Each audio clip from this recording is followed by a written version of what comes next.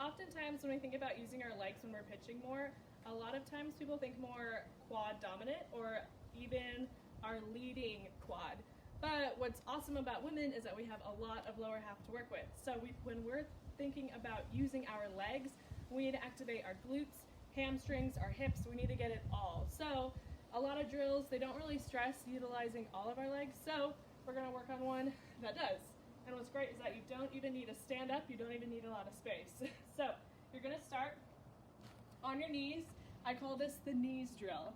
I know you already have your knee drill, so this is the knees drill if you need to, separate the two. We're going to start probably about 10-15 feet away from your catcher, and our hips are straight on facing the catcher.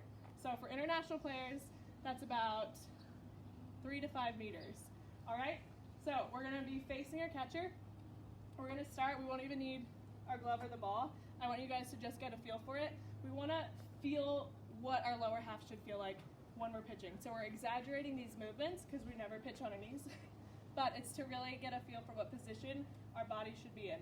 So we're going to practice by just hinging over at our hips. We're going to hinge until we start feeling our glutes, aka our booties activating and flexing because we need to balance. And once you feel that, you're going to thrust forward. You should feel like there's a string pulling you forward. So we're going to do that a couple times until you feel it. Boom, up. So we want to make sure we're using both legs too. So then we're going to get our gloves, we're going to get a ball. We're going to do the same thing. We're going to hinge like we're about to pitch, and then we're going to go into our pitch. So make sure you have a catcher. You will need one of those. And then also, once you're feeling more comfortable, you can scoot back or you can scoot forward. So this is also going to emphasize how much our hips can improve our arm width. A lot of times we get a little armsies, but you'll feel it for yourself. We're going to do one right now. So you're going to hinge over. Once you feel it in your glutes, we're going to push forward.